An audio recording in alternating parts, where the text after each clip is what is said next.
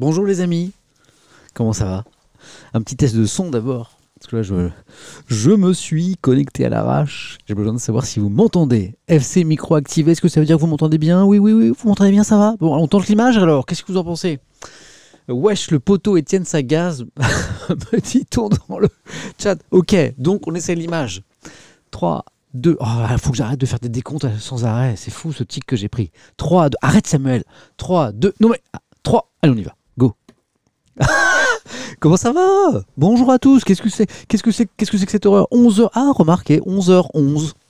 C'est joli comme horaire, c'est très étrange pour un stream de revue de presse le matin. Hein, on se lève à l'aube normalement pour lire les journaux, voilà, pour les partager avec vous. Et puis, ouais, il fait un petit peu froid, je me suis mis une petite doudoune. Et 11h11 tout pile, ouais. Et puis là, 11h, oh là, j'ai des mails qui... Faut que je ferme mes mails là, parce que j'entends que ça sonne de partout. Après, vous allez croire que vous recevez chez vous des mails. C'est pas très classe, ça. C'est fermé partout. C'est bon. Vous allez bien? Bien. Pourquoi 11h11 d'abord? Pourquoi ces horaires, cet horaire très très étrange? Parce que j'avais un rendez-vous. C'est ce que je viens de tweeter sur Twitter à l'instant. Qu'est-ce que je viens d'écrire? Mon rendez-vous très très important est terminé. Voilà, j'avais un rendez-vous très très important ce matin à 9h45. Donc... pile poil à l'heure du stream. Donc pas de stream, voilà. Et puis je savais pas combien de temps ce rendez-vous. Ah merci pour j'ai Red Sugar qui me dit c'était super le stream avec Coco. C'est sympa que tu as vu en replay manifestement. Voilà. Moi, Mais, oh, merci beaucoup El Giganto, merci pour le live avec Coco, c'est vraiment une belle personne, mais carrément. Je la connaissais pas personnellement, je l'avais jamais rencontrée. Je suivais juste ce qu'elle faisait depuis longtemps et j'avais ce pressentiment que c'était vraiment une très très très belle personne et waouh. C'était, je sais pas pour ceux je sais pas si vous avez vu, mais quelle femme extraordinaire. Voilà, ce qu'elle a vécu, ce qu'elle essaye de surmonter. Voilà. Mais je vois que ça vous a. Oh, mais merci, je suis content que vous ayez aimé ce moment parce que c'était vraiment super formidable. Ah, vous savez, c'est comme un beau moqueur ce que vous me dites là parce que c'était vraiment un chouette moment. Donc, ce rendez-vous très, très, très, très important de 9h45 est terminé. Je savais pas combien de temps il allait durer. Je savais pas si je pourrais streamer. Je me suis allé 11h, 11h10, ça se tente. Donc, voilà, ça se tente jusqu'à l'heure du déjeuner familial, ça se tente jusqu'à 12h30, ça va être un petit live, un petit stream. Donc je sais pas si on ira voir la presse en région ce matin, mais je me suis dit, j'étais pas là hier, je sais même pas si j'ai streamé dimanche, je crois pas hein, non plus. Hey, Samuel, tu te dois quand même un petit peu. Voilà. Je suis en moto, non je suis pas en manteau, j'ai juste une petite doudoune, c'est que j'ai un peu froid. Mais l'UMA, ouais, j'ai l'UMA bien sûr. Mais qu'est-ce que je voulais vous dire? Oui, hein, je sais que je vais vite m'échauffer et que je vais enlever cette doudoune très très vite. Super, je suis en retard, le bonjour. Ouais, oui, carrément. Merci pour Coco, c'est super, vous êtes top. Bon, alors, le sommaire aujourd'hui, c'est simple. Un petit stream à la cool, mardi 6, on lit les journaux ensemble. Voilà, a priori la presse nationale, et puis on en parle ensemble, puis on essaie d'en rigoler aussi, parce que c'est quand même plus sympa. Moi je suis de Paris, et vous êtes, j'ai pris l'accent parisien, vous êtes de Paris, je suis de Paris, et vous êtes d'où? Vous êtes d'où là? Hein? Vous êtes d'où? Vous êtes d'où? Alors, il y a ça qui vont faire la blague, je suis très doux. C'est parti, Évry, Angoulême, Allemagne, Strasbourg, Châtillon, Vendée, Pluton, il paraît qu'il fait beau là-bas en ce moment, Tours. Un jour, on aura la météo de l'espace. Alors, ce matin, sur Mars, et pour nos colonies là-bas. On aura ça un jour, vous verrez. Et Annecy, Koweït, waouh, hey Tournai en Belgique, Lyon, Suisse, Le Havre, Montpellier. Je prends à l'arrache parce que vous êtes des milliards déjà ou quoi? La Réunion, Clermont, Toulouse, Corée. J'ai vu un Tahiti, j'ai vu un Albi, j'ai vu chez moi. C'est Hélène qui regarde, qui m'écrit des messages, trop gentil. Bah alors dis-moi chérie quand c'est l'heure de manger alors. Hein. Au bureau, mais le meilleur endroit de me regarder au bureau, Verneuil-sur-Seine, Le Mans, La Palisse, Toulon, Avignon, Bourges, Moscou, Alpha du Centaure, on a toujours des gens d'Alpha du Centaure, il paraît que c'est très joli là-bas aussi, notamment au mois d'avril, il paraît que c'est une bonne saison. Vernon, Blois, 40, je connais pas la commune de 40. Tiens c'est où FC Curiosité là 40, c'est vraiment une commune, ça? Allons voir ensemble. 40. Parce que je connais l'adjectif, comme on dit, numéral, c'est comme ça qu'on dit 40. Site officiel de la commune, j'ai trouvé, c'est dans le département de l'Hérault. Ça s'écrit comme 40, le chiffre, et c'est en région Occitanie. Nous voilà un peu plus avant. Saint-Gilles-Croix-Vie, je connais ça. On pêche de la crevette là-bas, de la langoustine même, pour être tout à fait précis. Je crois qu'il y a des marailleurs, hein. Il y a un marché de Il y a un marché il y a une criée, comme on dit, pour le poisson et les coquillages. La plaine Saint-Denis, confinée respectueusement, me dit Rideau 2. Bonjour Samuel, merci pour le oh là là en réponse à mon tweet. Je l'ai vu ton tweet, c'était drôle. C'est la sardine à Saint-Gilles? C'est la sardine? Il y a pas un peu de langoustine aussi? J'ai des mémoires de... Mon papa était poissonnier, j'ai des mémoires de langoustine vivante, toute fraîche, pêchée à la criée de Saint-Gilles-Croix-de-Vie, mais je me trompe peut-être. C'était des souvenirs d'enfance, alors peut-être que j'ai confondu. Bon, bah merci. Est-ce qu'il y a des nouveaux? Est-ce qu'il y a des nouvelles qui n'ont jamais été avant? Vous étiez où tous ces 4 mois passés dans la matinée Étienne? Il y a des nouveaux ou pas? Qu'on les accueille, qu'on leur explique le concept un petit peu. Je suis nouveau, Prince. Salut, ou Prince, nouveau ou nouvelle, améthyste, ok. John Crazy, il y a encore des nouveaux, mais alors combien de temps il faudra que je stream pour qu'il n'y ait plus de nouveaux? Ah, c'est trop mignon, mais vous êtes plein. Je suis vieux, me dit Gentil Toutou, mais c'est très bien. Un habitué pour ma part, ok. Salut Philippon Pierre, mais oui Pierre, salut. Petit, ah bah c'est cool, bah, je suis très content. Alors le concept, il est très simple. Qu'est-ce qu'on fait? Ça y est, je suis échauffé, je peux enlever ce petit truc. Le concept, on lit les journaux ensemble. Du lundi au jeudi, c'est la bonne presse papier, mais celle que je kiffe, moi, j'adore, vous avez compris, hein, je kiffe les journaux, j'adore parce que c'est un bel objet, parce qu'on y apprend plein de choses, parce qu'il nous aide à comprendre en prenant le temps le monde dans lequel on vit. Donc je kiffe la presse papier du lundi au jeudi. Vendredi, samedi, dimanche, c'est sous forme numérique, je passe pas à France Info le matin, donc je le télécharge sur ma tablette, mais là on va avoir ce plaisir du papier. Donc on lit les journaux ensemble, on en parle ensemble, puisqu'on n'est pas à la télé, on est sur Twitch, voilà, donc je jette au maximum de regard du côté du chat, voilà. Je dois faire mes lettres de motivation pour Parcoursup, je sais pas quoi mettre à l'aide. Oh là là, Naté 773. Oh, je suis content de ne pas avoir connu ce système, il me fait flipper un petit peu. C'est stressant, non, Parcoursup, hein. C'est quoi cet horaire, Sébastien, me demande-t-il à l'instant? Bah désolé, j'avais un gros rendez-vous très important au boulot à 9h45, je pouvais pas y couper. Non. C'est pour ça que je commence si tard aujourd'hui. Donc on lit les journaux ensemble, on en parle ensemble. Et le cadre, c'est un cadre cool. Voilà, c'est-à-dire que tous autant que vous êtes, là vous êtes déjà un peu plus de 3300, bah vous avez des opinions, des idées différentes, voilà. Et c'est cool, hein, ça veut dire qu'on est en démocratie, on a bien de la chance déjà de pouvoir exprimer ses opinions, mais évidemment on le fait de façon respectueuse, sinon bienveillante les uns par rapport aux autres. Donc soyez cool dans le chat, et puis les idées qui sont un peu moisies, il y en a parfois. Certains s'égarent et arrivent ici, je sais pas, ils viennent je sais pas d'où. d'un autre stream, ils sont perdus et puis ils ont des mots qui sortent le moisi. J'aime bien cette expression. Et en général, ça n'arrive pas souvent, mais on les invite à aller voir ailleurs puisque nous sommes ici entre gens de bonne compagnie et on s'exprime en toute intelligence et respect, surtout dans notre. Je fais une petite parenthèse là. Cette période, oh là là. Moi, je dis souvent, mais Internet, les réseaux sociaux, ça ne sont que des outils. On en fait ce qu'on veut, c'est-à-dire que c'est un outil, on peut faire du bien avec et du mauvais. Oh, sérieux Twitter ces derniers temps là, pas seulement sur les trucs qui font débat, je sais que certains aiment pas le fait que j'amène du débat politique sur Twitch, donc ça me dérange pas ça qu'on m'agresse avec ça, parce que je comprends, encore qu'on soit pas d'accord avec moi, c'est la démocratie, c'est cool. Mais sur n'importe quoi, en fait, n'importe quel tweet que je peux faire ces derniers temps, même genre, je dis, il fait beau aujourd'hui, mais je vais prendre des commentaires de naze parfois, quoi. Il y a des gens qui comprennent que ça à foutre d'être dans la violence, dans l'insulte, et surtout là. C'est plutôt que faire des efforts pour être ensemble, pour essayer de comprendre l'autre, se rapprocher, c'est Twitter, c'est lapidaire tout de suite, c'est vraiment il y a de la méchanceté, mais aussi il y a de la connerie, et parfois on sent même qu'il y a de l'intelligence derrière, mais non, la personne a préféré plutôt agresser, peut-être même parfois pour faire un tweet qui va être liké, parce que c'est bien finalement de critiquer et tout, et je vois des gens qui se greffent sur mes tweets, et clairement, donc souvent c'est pas une réponse, c'est un retweet, avec un petit message, et vraiment, ça fait le tweet pour faire du buzz, quoi, mais du mauvais buzz. Quelqu'un me dit, c'est Poisson Pané Live. Oh, je kiffe ton pseudo. Poisson Pané Live. C'est l'essence même de Twitter. Bah, je suis pas d'accord avec ça. Enfin, je suis pas d'accord avec ça. Ça devrait pas être ça. Moi, je pense que Twitter, ça peut être un bel outil aussi si on s'en sert bien. Mais ça me dose, ça m'a mis un coup au moral, je vais vous dire. Là, à un moment, ces derniers jours, je me suis dit, je vais arrêter Twitter.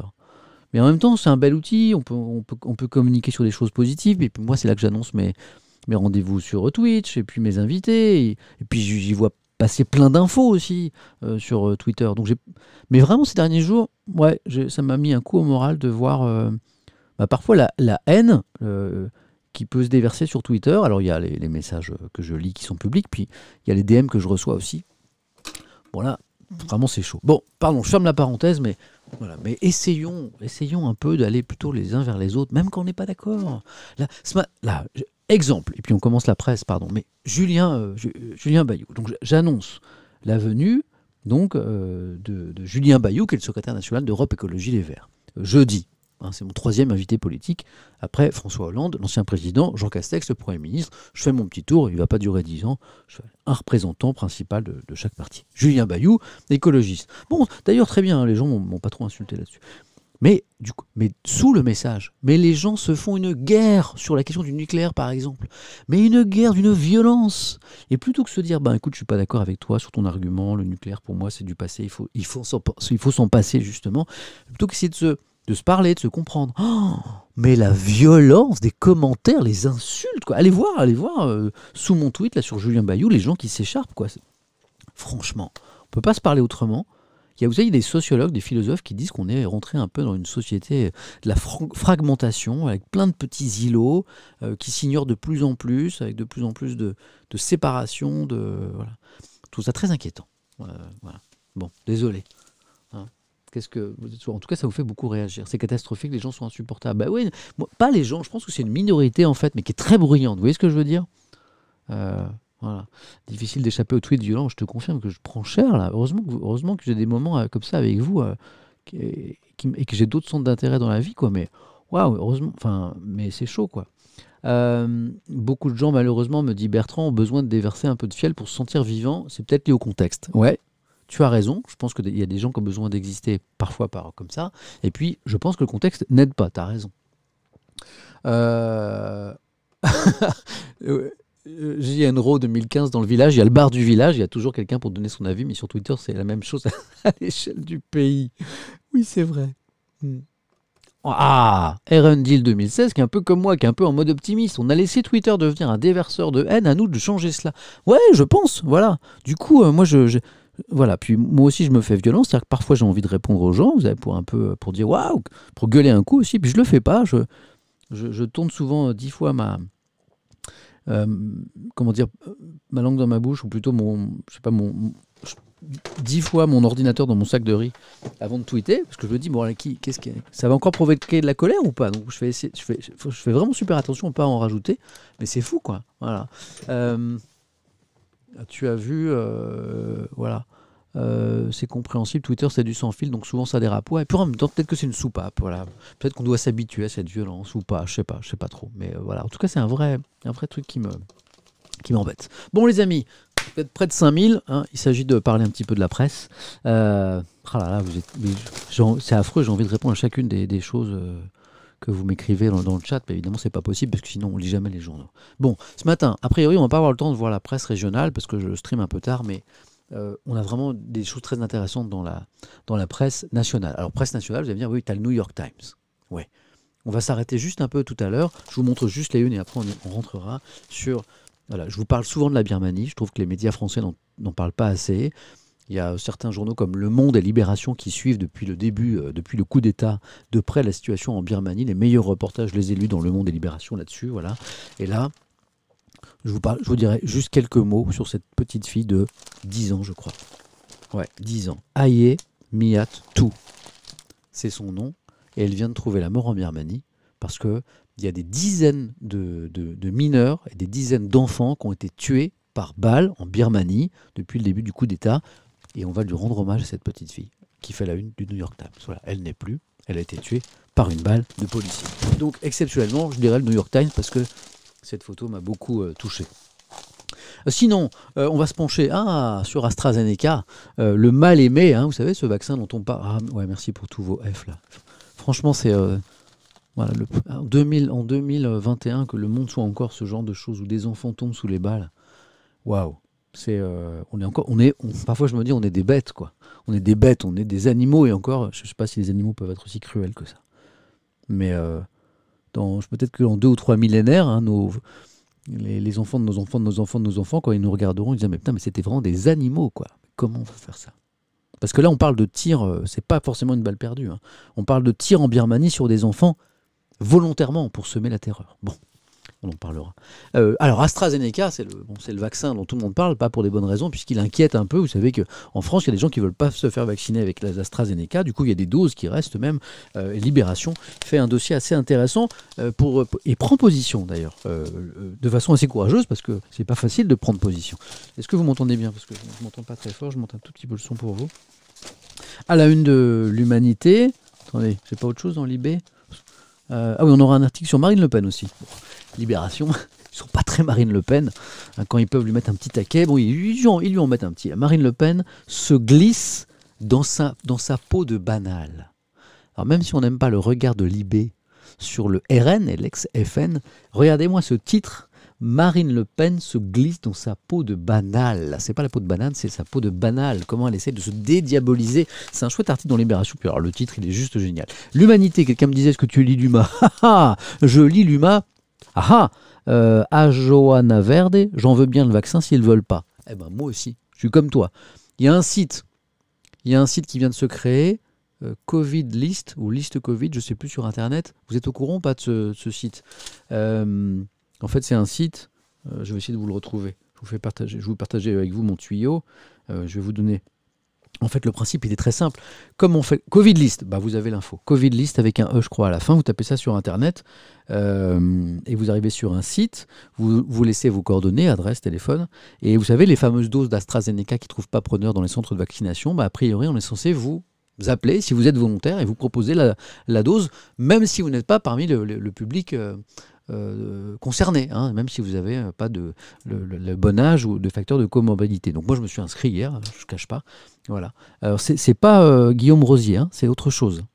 Hein, c'est pas parce que Guillaume Rosier, qui est formidable, hein, qui est un garçon qui met pas totalement.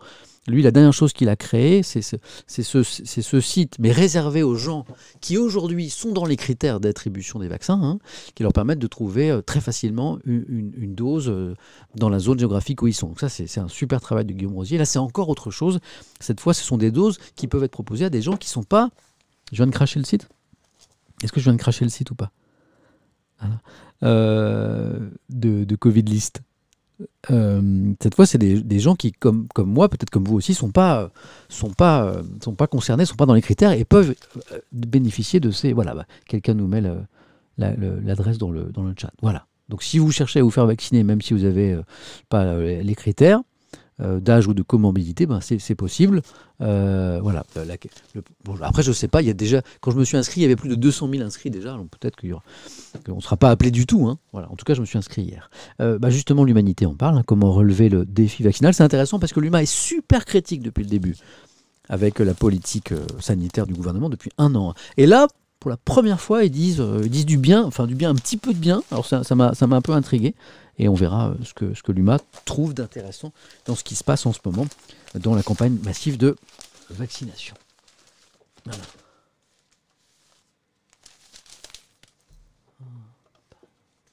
Pardon, parfois j'ai des commentaires. Ça va trop vite, vous êtes trop là, sur le vaccin. Sur le vaccin. Moi qui suis vacciné avec l'AstraZeneca, pas de problème à part le lendemain. C'est vrai qu'on en a parlé à plusieurs reprises, je vous ai interrogé sur ceux qui avaient été vaccinés avec l'AstraZeneca. Il y a quand même des effets secondaires qui sont lourds, hein, 1 jour, 2 jours, parfois un peu plus. Après, la grande inquiétude, c'est le risque de thrombose, hein, mais a priori, c'est 1 cas sur 1 million. Voilà. Voilà. Vacciné avec AstraZeneca, me dit Yves, Marc, pas de problème. Voilà. Un avis sur la tribune de Michel Houellebecq dans le Figaro sur l'euthanasie, Cocolari, on va lire ça, vachement intéressant. Voilà. Ok. Le Parisien, c'est vraiment l'actualité du jour, hein, on en parlait beaucoup sur France Info dans la matinale ce matin, cette matinale que j'ai le bonheur de présenter, je suis vraiment heureux de travailler avec cette équipe. Dans les coulisses du Stade de France, pourquoi? C'est très très symbolique, ça y est, les grands vaccinodromes, hein, qu'on nous a promis pour vacciner en masse, ils arrivent, et là ce matin, ouvrait le Stade de France. Hein, qu'est-ce que tu vas faire? Je vais au Stade de France. Il y a match? Non, je vais me faire vacciner. Bon, c'est assez impressionnant quand même. Et donc le Parisien nous fait visiter les coulisses. Et puis on se penchera un petit peu sur le... C'est le Parisien qui s'est effondré en direct. On se penchera un petit peu sur le partage des tâches à la maison homme-femme, là. Hein, parce que les écoles sont fermées cette semaine. Hein, et c'est qui s'occupe qui a souvent son travail en télétravail, et puis qui fait le ménage, et puis qui fait à manger, et puis qui s'occupe en plus des cours des enfants. Bah, bizarrement, c'est pas trop les bons hommes. On lira ça dans le Parisien. Quelqu'un me parlait à l'instant, hop, de Michel Houellebecq dans le Figaro. Bah ouais, exactement. Moi, ça fait plusieurs semaines que je vous parle de l'euthanasie, parce il y a eu des actualités. Il y a eu une femme politique de Franche-Comté qui était allée dans un pays européen pour un suicide médicalement assisté, en fait. C'était vraiment le cadre. Je crois que c'était en Suisse. Voilà. On a beaucoup parlé d'elle à ce moment-là. C'était extrêmement touchant. Et puis après, l'Espagne a légalisé l'euthanasie. On en a reparlé. Et puis je vous en ai reparlé parce qu'il y a une proposition de loi qui arrive là, chez nous, à l'Assemblée, peut-être pour légaliser, certains diront enfin l'euthanasie en France. Donc le débat commence à monter. Et là, c'est en une du Figaro. Alors, le Figaro est, disons-le, totalement opposé. Enfin, ouais, on peut le dire, à cette légalisation aujourd'hui. C'est aussi l'avis de Michel Houellebecq, le romancier, l'écrivain. Eh ben, on se penchera sur ça. Sinon, l'opinion s'intéresse au plan de relance américain. Ça peut paraître un petit peu sec comme ça, c'est de l'économie, c'est de la macroéconomie, sauf quand on voit les chiffres, 4 200 milliards de dollars, donc c'est un plan de relance mais complètement dingue. On peut vraiment parler d'un New Deal, un petit peu comme la politique de Roosevelt après pour mettre fin à la crise des années 30 aux États-Unis. C'est un peu énorme, et donc ça devient très intéressant. Et puis un petit peu d'économie avec les Échos, avec les bourses qui font le pari de la reprise, et puis un article sur des chiffres très impressionnants de création d'emplois aux États-Unis, genre 1 million de créations d'emplois là récemment, et on se dit waouh, ils sont vraiment très forts, et nous qu'est-ce qu'on bouine, quoi. Qu'est-ce qu'on bouine. C'est un vieux, je sais pas si vous comprenez quand je dis qu'est-ce qu'on bouine, un vieux patois à moi, ça c'est qu'est-ce qu'on fait, quoi, nous les Européens, on est un peu des rigolos. 1 million d'emplois, ouais, mais on verra peut-être que c'est plus compliqué que ça. J'en ai parlé avec notre spécialiste éco ce matin sur France Info, je lui ai posé des questions pour pas vous dire des bêtises, et on était assez d'accord. Et puis un petit mot de football, tatin, Bayern Munich PSG. Alors on pourrait croire que c'est ce soir, hein, quand on voit la une, on se dit ouais, il y a un match, pas du tout, c'est demain, mais le match est tellement important que c'est déjà la une de l'équipe. Voilà. Qu'est-ce que vous en pensez? C'est intéressant, hein, c'est un joli programme. Je viens juste d'arriver, j'ai loupé grand-chose. T'as loupé le sommaire. C'est Mika. T'as loupé... à quand Bader de Highside de la rencontre Étienne? Ah, c'est une bonne idée, tiens, il faudrait que j'invite Bader. Ou qu'on se fasse un stream en moto plutôt. Le PSG va se faire défoncer, Sandman, mais non, faut pas. Ah, le MotoGP, ah ouais, le MotoGP. Hier, c'était pas hier, c'était dimanche. Hein. Non, c'était pas le lundi de Pâques, MotoGP. Hier j'étais triste de ne pas vous faire la presse, parce qu'hier, il y en avait, MotoGP, avec les deux Français, hein. Zarco et Quartararo. Zarco, leader du championnat du monde, 2 fois deuxième. Quartararo, vainqueur du Grand Prix. Ah, j'aurais voulu vous en parler, c'était dans l'équipe, c'est dans le Parisien, mais bon, hier, j'ai pas streamé. J'ai même fait un sondage sur Twitter. J'ai préféré passer du temps en famille en ce lundi de Pâques. Bon, donc... Comme je le disais, alors j'ai pas, ouais, alors putain, vous loupez rien, hein, vous êtes sans pitié. Hein. Kevsa 55, pas de monde aujourd'hui. J'étais crevé hier soir, j'ai pas lu Le Monde. En ce moment, je suis un peu mou du genou. Vous savez, pour un présentateur, il y a le mois de juin qui est très difficile parce qu'on est en fin de saison, on a tout donné. Et là, j'ai l'impression qu'on est au mois de juin et on est le 6 avril. Je crois que j'ai un peu trop donné et je suis pas en burn-out, mais ouais, je commence un peu à tirer un petit peu entre toutes mes activités. C'est pour ça que j'ai pas streamé dimanche, c'est pour ça que j'ai pas streamé lundi matin. Mais bon, mais en même temps, le week-end a été chargé quand même parce qu'on a fait la parole Étienne de 3 heures samedi soir, spécial soignant. J'ai donné la parole pendant 3 heures à des soignants, des infirmiers, des infirmières, des médecins, des aides-soignants, des pharmaciens. C'était vachement intéressant. Et puis le lendemain, on a remis ça avec Coco, donc même le week-end. Donc je fais attention parce que je fais attention à pas. C'est la cinquantaine, me dit Delphi. Dans pas trop longtemps, ce sera la cinquantaine. Je crois que c'est l'âge. Hein, ou tu crois que je fais trop? Moi, je sais pas.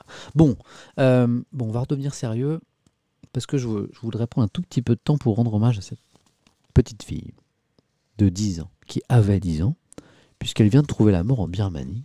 Voilà. Et c'est la une du New York Times et je dis bravo au New York Times de saluer la mémoire de cette petite fille qui avait rien fait à part d'être au mauvais endroit au mauvais moment et dans un pays où les militaires et les policiers ont tout simplement perdu la tête parce qu'il n'y a pas d'autre mot. Qui est cette petite fille? Elle s'appelle Aye Miyatu. Elle avait 10 ans. Elle a été tuée le 27 mars dernier à Myanmar, comme le titre du New York Times, et nous on va dire la Birmanie, puisque Myanmar, on en a déjà parlé ensemble, hein, c'est le nom que la junte militaire au pouvoir a donné il y a quelques années à la Birmanie, et moi, comme d'autres d'ailleurs, je me refuse à utiliser ce terme parce que quelque part c'est validé, hein, la dictature militaire au pouvoir en Birmanie, et sachez que la France par exemple, eh bien, elle utilise d'ailleurs toujours le nom de Birmanie dans ses échanges, dans sa considération diplomatique de ce pays, et moi aussi je fais la même chose. Donc, mais certains pays parlent du Myanmar, donc soyez pas surpris par ce titre, Killed by Myanmar Military, tué par les militaires du Myanmar. L'histoire de cette petite fille à présent. Je vous le traduis à la volée. Hein. Aye Miyatu dreamed of becoming a princess passing sur le short hair. Bon, ça c'est le résumé absolu de l'histoire. Elle rêvait d'être une princesse et elle a été tuée par un soldat qui passait. C'est le papa qui raconte, c'est le papa de cette petite fille qui raconte aux journalistes voilà, que sa petite fille avait 10 ans, qu'elle rêvait de devenir une maquilleuse, une grande maquilleuse ou même une nounou, ou pourquoi pas une princesse, disait-elle à son papa. Elle était dans le jardin et elle venait d'atteindre l'arbre qui délimitait un petit peu la fin de la propriété familiale. Et puis son papa qui venait de lui donner une noix de coco l'a vu tomber à genoux et puis s'allonger subitement sur le ventre, et il a pensé qu'elle était tombée. Et puis il a vu sa main lâcher la portion de noix de coco qu'il venait de lui donner, et puis il a couru vers elle pour la ramasser. C'est ce qu'il raconte là. Voilà. Mr. So put his machete down and ran to tell her it was okay that she should have another chunk of coconut. Il a couru vers elle pour lui dire mais c'est pas grave, je vais te relever et puis je vais donner un autre bout de noix de coco.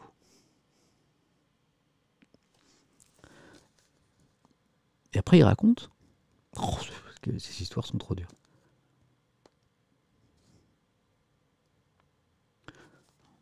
Donc il la relève parce qu'en fait il pensait qu'elle était tombée.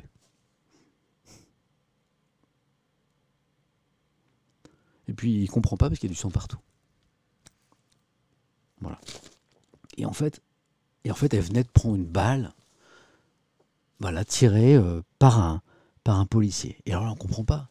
Et puis alors, New York Times nous explique en fait que, et ça je vous en ai déjà parlé avec des articles du Monde et de Libération, que pour mettre fin aux manifestations pacifistes des Birmans contre le coup d'État militaire, pour mettre fin à ça, les militaires qui ont fait le coup d'État ont décidé de répandre la terreur. Donc de tirer à balles réelles sur les manifestants, mais de tirer aussi à balles réelles sur les gens qui regardent les manifestants, et parfois tirer à balles réelles sur des gens. Tout simplement. C'est ce qui s'est passé avec cette petite fille qui ne manifestait pas, qui ne regardait pas une manifestation, qui était juste dans son jardin. Donc c'est pas une balle perdue. C'est un tir qui vise l'enfant pour répandre la terreur. Restez chez vous, quoi. C'est ça qui s'est passé. Et le New York Times rappelle qu'il y a 550 personnes au moins qui sont mortes depuis le coup d'État, et que 40 de ces 550 personnes étaient des personnes mineures, donc des enfants. Voilà. Et parfois c'était des enfants qui étaient dans la manif, parfois c'était des enfants qui étaient sur le trottoir, et parfois, comme cette petite Aye, eh bien ce sont des enfants qui étaient tout simplement chez eux. Voilà. Often the children were killed as they went about their lives. Ils vivaient leur vie, playing of huddling with their family, en train de jouer ou voilà, de se promener avec leur famille. Certains ne faisaient rien d'autre que d'être sur les genoux de leur père, de servir le thé ou d'aller chercher de l'eau, or run down the lane with a piece of coconut. C'était la petite fille dont on a parlé. Voilà. Killed by Myanmar military. Voilà.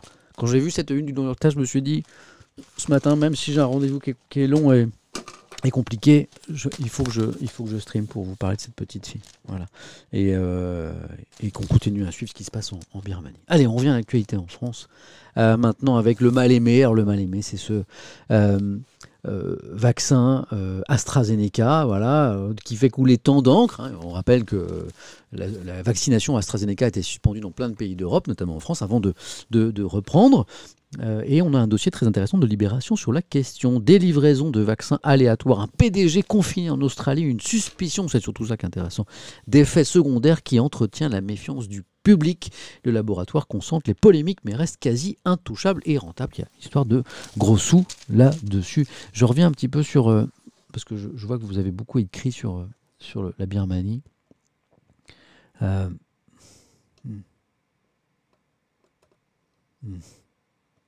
Ouais, bah évidemment. Bon, on est d'accord sur ce qui s'est passé, mais c'est vrai que d'imaginer qu'à notre époque, notre humanité, on soit encore là, bon, on se rend compte que...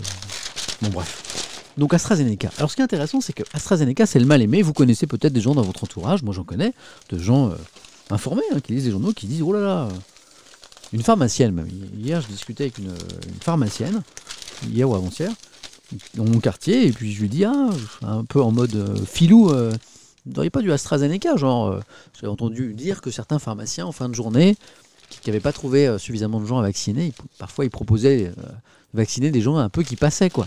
Donc je la tente un peu. Et en fait, non, ils n'avaient pas commencé, ils n'avaient pas reçu encore les doses, mais la pharmacienne me dit, mais vous voulez vous faire vacciner l'AstraZeneca, vous? Puis la pharmacienne me dit, parce que moi, je préfère attendre, en fait, j'en veux un autre, voilà. Voilà, bah quelqu'un me dit, Monsieur Grun, j'en fais partie, je veux pas du AstraZeneca, par exemple. Voilà. Qu'est-ce que vous en pensez? Ben, on va faire un sondage, tiens. Et bien, Libération, c'est assez courageux, prend position, prend parti sur ce point. Édito d'Alexandra Schwarzbrod. Depuis quelques mois, l'édito est vachement bien troussé. Depuis quelques mois, son nom tourne en boucle dans les médias, et pas que pour le meilleur. À tel point qu'on a vu le week-end dernier des candidats au vaccin prendre leurs jambes à leur cou à la seule idée de se faire injecter son produit. Manifestement, c'est le cas de certains. Pourquoi diable AstraZeneca suscite-t-il depuis les premiers jours tant de polémiques? Plusieurs problèmes se sont conjugués, détériorant l'image de ce vaccin, parfois de façon irrationnelle. La suspension pendant plusieurs jours en mars de son administration, à cause de quelques morts suspectes à la suite de son injection, a paniqué le grand public. Sur ce point, soyons clairs, écoutez ce que dit Libération. Les autorités sanitaires européennes ont réaffirmé leur confiance dans ce vaccin, soulignant les très faibles cas de thrombose, accident vasculaire, par rapport au nombre considérable de vaccinés et dont le bénéfice majeur qu'il continue à apporter comparé au risque d'attraper le Covid et d'en mourir. Se détourner massivement de l'AstraZeneca aurait pour première conséquence de prolonger encore les contraintes sanitaires. Ce qui est vrai en revanche, c'est que le labo suédois est un nouveau venu. Alors il y a deux temps en fait dans cet édito. Il y a une partie de l'édito qui nous dit allons-y, quoi, le risque est super faible. Bon, c'est assez courageux de la part de Libération qui se mouille un peu, qui pourrait dire, bon, attendez, moi je ne me prononce pas là-dessus. Libération nous dit, voilà, a priori, c'est allons-y, quoi. Et puis il y a un deuxième temps dans l'édito. Ce qui est vrai, c'est que le labo suédo-britannique est un nouveau venu sur le marché des vaccins. Il s'y est engouffré dès les frémissements de l'épidémie, dopé par les avances considérables faites par l'Europe à tous ceux qui s'engageaient à travailler sur un vaccin. L'urgence était telle alors à Bruxelles qu'on était prêt à distribuer de l'argent à tout va, négligeant de prévoir des pénalités en cas de retard de livraison. Pour Libé, le scandale, c'est pas tellement le vaccin, c'est les retards de livraison. Une fois le vaccin trouvé en 12 mois, une prouesse, le labo était en position de force et les Européens pieds et poings liés. Pour Libé, en fait, les Européens se sont super mal débrouillés avec le labo. Et AstraZeneca en a joué, jonglant entre ses promesses et les réalités de ses capacités de production et de livraison. C'est pas très honnête, ça. Si l'Europe s'est montrée capable de passer des commandes de cette importance de façon groupée, elle a en revanche affiché sa faiblesse dans le rapport de force et sa prise de sanctions, une leçon dont elle saura sûrement se souvenir. On l'espère en tout cas pour Libération. Le vrai scandale AstraZeneca, c'est pas tellement le produit. Libé nous dit non, ayons confiance. Statistiquement, il y a très très peu de cas de thrombose, mais c'est plutôt la façon dont l'Union européenne a géré ses commandes. Qu'est-ce que vous en pensez, l'AstraZeneca? Je remonte un petit peu le chat. Envaya, Vro. Mes parents de 74 et 74 se sont fait vacciner la semaine dernière, aucun effet ressenti, tout va bien. Tu les embrasses bien de notre part. Et je suis content pour eux. Ok.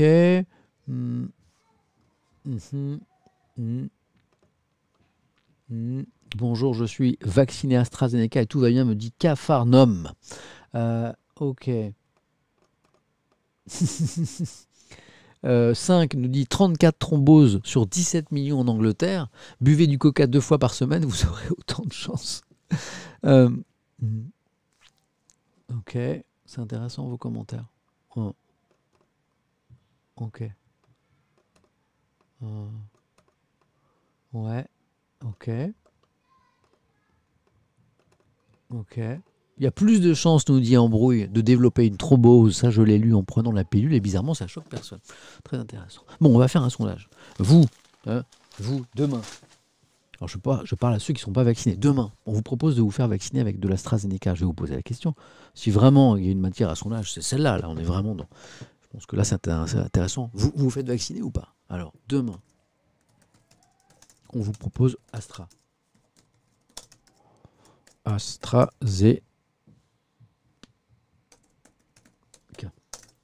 2 points. Vous vous faites vacciner, première possibilité. Hein. C'est intéressant de poser la question là. 2, vous passez votre tour, sous-entendu, vous attendez le prochain, quoi, le Pfizer ou un autre. Vous passez votre tour.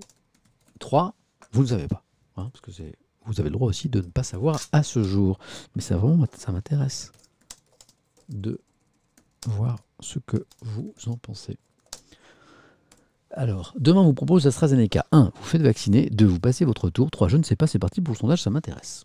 Voilà. Toc. Et j'en profite pour boire un petit coup de café. C'est parti. Ok, intéressant. Parfois, je suis un peu mon psy. Genre sur le divan, je fais intéressant. Genre le truc qui engage à rien, quoi. Genre quand je sais pas quoi dire, en fait, je dis ça. Intéressant.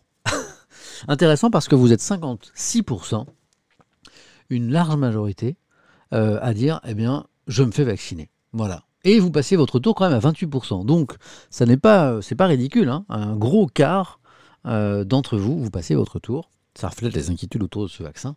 Et je ne sais pas, 16%, et je ne suis pas surpris par ce 16%, parce que c'est quand même une question qui n'est pas simple. Et nous ne sommes pas tous scientifiques, épidémiologistes et autres, loin s'en faut. Mais vous êtes 55% quand même, vous êtes 2500, 3000 à avoir voté à la louche, là.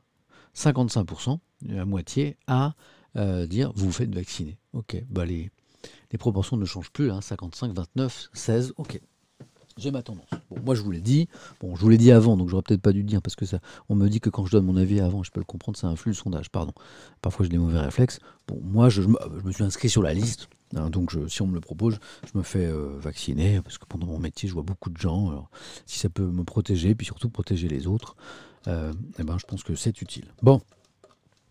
Je lis un petit peu le chat aussi, hein. Kev Delvin, je veux la 5G, moi. Après, moi aussi, en fait, c'est surtout pour ça. Hein. Au prix où c'est, je préfère que ce soit dans le vaccin, comme je l'ai lu sur Facebook d'ailleurs. Hein. L'AFP vient tout juste de tweeter un lien entre AstraZeneca et caillots sanguins, me dit Suaron. Hop, je vais voir ça tout de suite. AFP. Est-ce que je vais trouver la dépêche? AstraZeneca. Oh, c'est dur à taper AstraZeneca et quand on est levé. Hop, est-ce qu'il y a une dernière dépêche? Un truc sur lequel je pourrais accéder facilement pour voir ça. Ouais, il y a un truc là. C'est un responsable de l'EMA. Allons voir ça. Normalement, hop, si je vous fais ça, vous devriez la voir. Tac, tac. Donc je suis allé sur le site d'europe1.fr, qui est un bon site d'info. Il y en a d'autres, hein, France Info, Le Figaro, Le Monde, tout ça. Donc ça vient de tomber, hein, un responsable de l'EMA.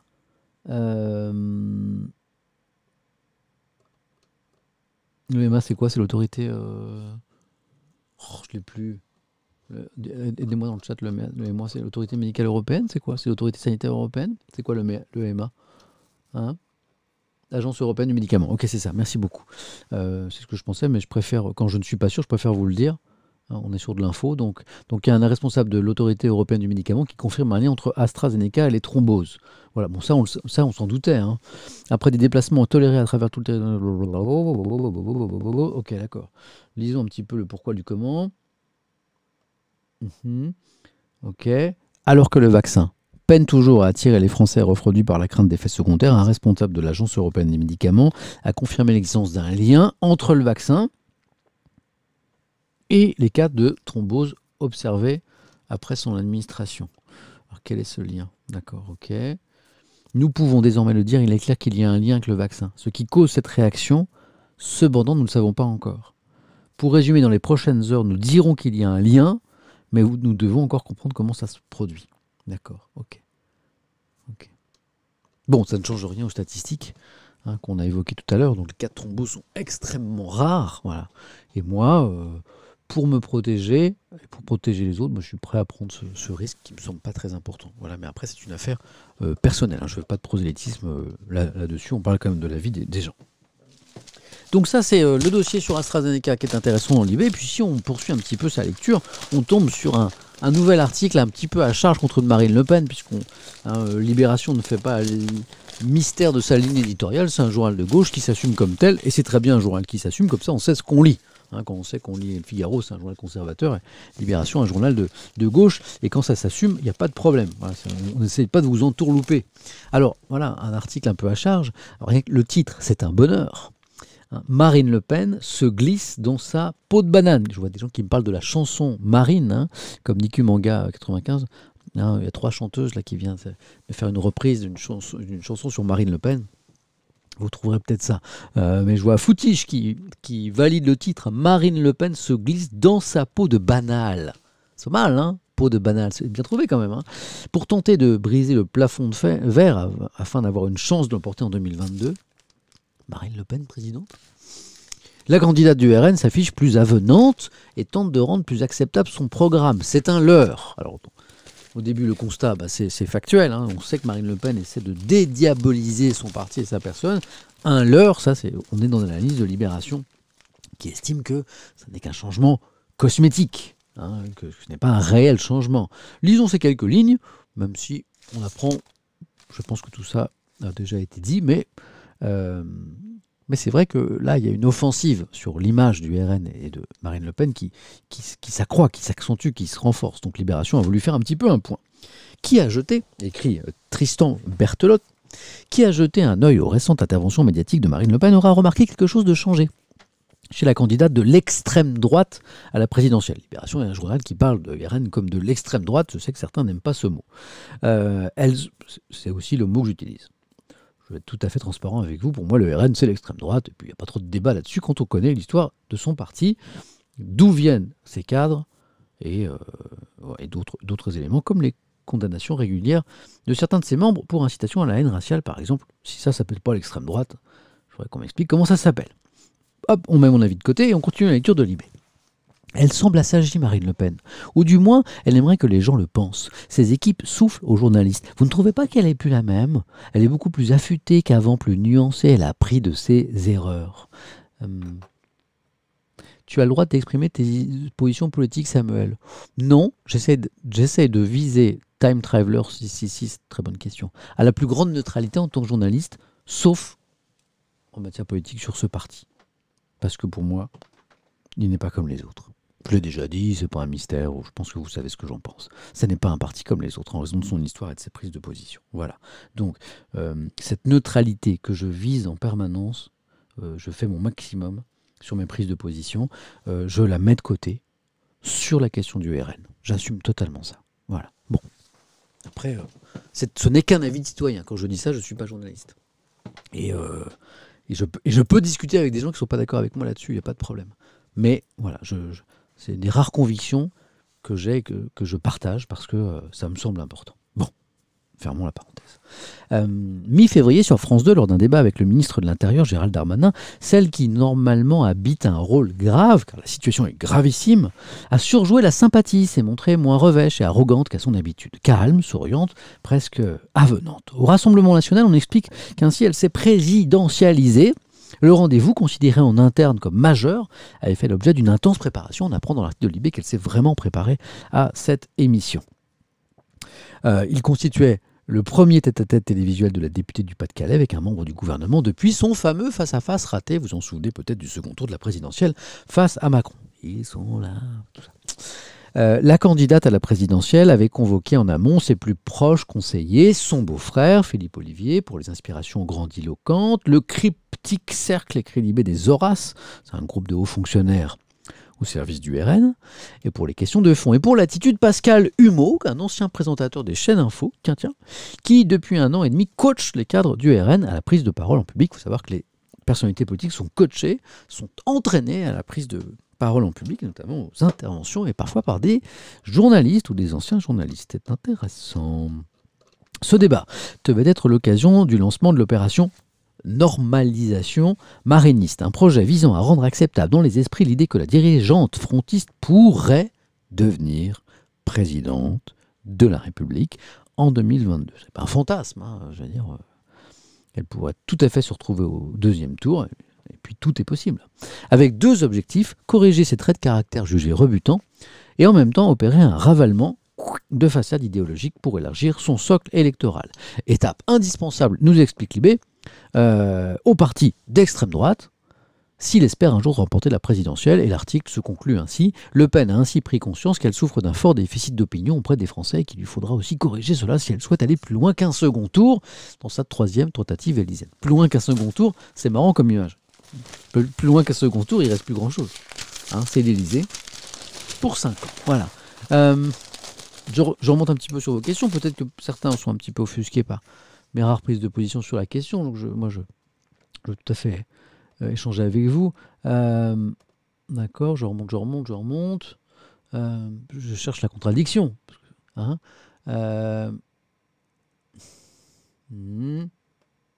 Ah, oui, bah merci. J'ai Tabab. Un journaliste a le droit d'avoir un avis du moment qu'il l'annonce comme Samuel. Oui, je suis d'accord avec toi. Merci. L'idée, c'est que les rares fois où je sors de ma neutralité, je veux le faire de façon totalement transparente avec vous.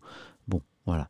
Mais c'est-à-dire que quand je mets un peu la sirène et le clignotant en disant attention, là c'est mon avis personnel, mais de citoyen. Voilà. Et après, c'est mon avis, mais je peux me tromper. J'ai pas beaucoup de conviction, j'ai celle-là. Mais, belle imitation, j'ai imité qui? C'est quelqu'un. Les gens disent tu le fais trop bien, belle imitation, mais j'ai imité quelqu'un. Marine, l'arbre qui cherche à cacher la forêt de Nasillon qui attendent le grand soir, me dit Régime 1. C'est un peu mon avis aussi. Il y a une façade et puis qu'est-ce qu'il y a derrière. Certes. D'aucuns peuvent dire que quand on regarde aujourd'hui les propositions politiques de Marine Le Pen, il n'y a pas grand-chose de choquant. Gérald Darmanin, le ministre de l'Intérieur, a dit du livre de Marine Le Pen lors de l'émission dont on parlait, j'aurais pu écrire tout ce que vous avez écrit. Non, c'est l'inverse, c'est Marine qui lui a dit ça, pardon. Marine a dit à Darmanin, j'aurais pu écrire tout ce que vous avez dit. Sur le papier, c'est quand même très adouci par rapport à ce que pouvait dire Le Pen, père, par exemple. Mais la question, c'est est-ce que ça n'est qu'une façade ou est-ce que c'est devenu un parti comme les autres? Poser la question, c'est quelque part y répondre. Ok, bon, je vois beaucoup de gens qui sont d'accord avec moi, alors merci, mais je cherche aussi de la contradiction, je remonte le chat. Ok. Bah c'est là, Gratzberry par exemple. Bon, tu vois, ça c'est je suis content de voir qu'il y a d'autres idées qui s'expriment ici, comme quoi on peut en parler. Pour Gratzberry, le RN n'est pas raciste. Il faut arrêter de confondre ça avec le patriotisme et la volonté de faire respecter les règles de la République finalement. Alors, je ne peux pas te donner tort. C'est-à-dire que quand tu prends les statuts du parti et les propos de ses principales figures aujourd'hui, ça n'est plus Jean-Marie Le Pen. Tu n'as pas les jeux de mots tout pourris sur les étrangers, sur les juifs. Rappelez-vous du rafour crématoire quand même. Tu n'as plus ces propos-là. Et même Marine Le Pen a pris du champ par rapport à ces propos et a dit a condamné les propos de son père. Donc tu as raison. Hein. Sur le papier, dans les statuts, dans les propos de ses principaux responsables, le RN n'est pas un parti raciste. Mais je pense qu'il faut aller au-delà et que tu ne peux pas rester juste un parti, ça n'est pas qu'un discours à un moment qui peut être un discours de circonstance pour éventuellement conquérir le pouvoir. Voilà. Je pense qu'un parti, c'est aussi une histoire. C'est aussi assumer les comportements et les propos de ses cadres pas forcément ceux qui sont en première ligne, mais il faut aussi s'intéresser aux plus petits représentants, aux plus petits élus, et parfois qui révèlent le vrai visage du parti. Voilà. Et quand on s'intéresse à l'histoire du RN, qui avant s'appelait le FN, quand on s'intéresse à l'histoire du FN, quand on voit les gens qui l'ont créé, quelle est la philosophie des gens qui ont créé ce parti, dans quelle philosophie politique il s'inscrit, dans quelle histoire politique il s'inscrit, quels sont les comportements de certains de ses militants et certains de ces élus, notamment au plan local, quand on se penche sur les condamnations de certains de ses membres pour incitation à la haine raciale, pour moi c'est ce tout qu'il faut prendre, et c'est en ce sens que ce parti n'est pas un parti comme les autres. Alors, ce n'est pas que Marine Le Pen, c'est l'ensemble de ses membres, l'ensemble de ses élus, et c'est son histoire. Voilà. Alors, mise à coup, bonne question, en mettant au banc le RN, est-ce que tu n'as pas l'impression de mettre au banc une partie de la population? Bah non. Enfin, très très bonne question, encore une fois. C'est-à-dire que moi, je suis pas dans ma tour d'ivoire, je croise des gens qui ont voté RN. Et parfois, c'est des gens très sympas, c'est pas le problème. Hein. Mais moi, je suis pas un homme politique, je veux pas séduire la population, je veux pas me faire élire. Et puis, quand on se penche sur les études sociologiques sur le vote FN et puis RN, on se rend compte, on a lu un sondage encore il n'y a pas longtemps là-dessus, une quête d'opinion très intéressante, on se rend compte que la grosse majorité du vote FN et du vote RN aujourd'hui, c'est un vote de contestation. C'est des gens qui disent la classe politique elle est pourrie, je ne me retrouve pas dans l'offre politique et donc je vote RN. C'est un vote de protestation. C'est ce que disent les électeurs du RN aujourd'hui. Hein, quand vous les interrogez, quand vous faites des sondages, l'essentiel du vote RN, c'est un vote de protestation, c'est un vote de contestation. C'est pas un vote raciste, c'est pas un vote d'adhésion à certaines idées. Voilà. Et donc c'est pour ça que je distingue le parti des électeurs. Voilà. Bon, après, il y a des électeurs qui ont sûrement des idées moisies aussi. Mais encore une fois, alors je reprends la question, en mettant au banc le RN, est-ce que tu n'as pas l'impression de mettre au banc une partie de la population? Je ne cherche pas d'abord, moi, à me faire élire, à séduire toute la population. En général, mes idées, je les mets au fond de ma poche avec un mouchoir dessus, sauf sur cette question, j'assume totalement ça. Voilà, on ne va pas passer toute la matinée là-dessus parce que je veux vous lire la presse, mais voilà. Ce qui est bien ici, vous voyez, ce qui est formidable, c'est qu'on peut parler, quoi. On peut parler, voilà. Je peux prendre un dernier truc qui ne va pas dans mon sens, par exemple. Le vote de contestation devrait être le vote blanc, mais comme ils ne sont pas pris en compte sous il 51, yes, carrément. Que le vote blanc ne soit pas comptabilisé comme un vote, ça, c'est pas normal. On en a parlé d'ailleurs avec François Hollande, et je n'étais pas d'accord avec sa réponse. Voilà, je pense qu'il devrait. Alors, je pense que ça fait peur aux politiques, parce que si demain le vote blanc devient très important et très majoritaire, ça va tellement remettre en question l'offre politique que ce sera très compliqué. Même François Hollande l'a reconnu. Mais je pense qu'effectivement, il faut reconnaître le vote blanc. Voilà. Hop, je remonte sur les questions. Celle-là, parfois, je ne comprends pas tout à fait. Ok. Ah bah tu vois, El Noutar, hein, réponse en 3 points, et tu dis 3, le vote est fait, RN est un vote de contestation de pas de content de ras-le-bol. C'est aussi mon analyse. Mon père vote RN pour cette raison également, faire opposition, me dit Addison. Mais j'en ai conscience, c'est pour ça que je ne mélange pas les électeurs, moi, et les cadres du groupe, ceux qui veulent arriver au pouvoir. Voilà. Le parti est le premier parti chez les 25-35 ans. Ouais, il y a Beau Bill qui a lu Le Monde récemment, c'est Le Monde qui a fait ce constat. Ouais. Bah voilà, juste au-dessus, flash forward, j'ai lu un article du Monde hier, je l'ai vu cet article, qui expliquait que le RN était devenu le premier parti chez, alors pas les 18-35 ans, c'est les 25-35 ans, c'est Nabio Bill qui est plus précis. Les 18-25, c'est pas le RN, c'est La République En Marche, voilà. Et qui a de plus en plus de votes d'adhésion aux valeurs du parti, c'est vrai. Les gens ont encore du mal avec la figure de Marine Le Pen, mais les électeurs, en revanche, adhèrent de plus en plus aux idées du parti. C'est vrai que j'ai lu ce dossier, c'est vrai. Voilà.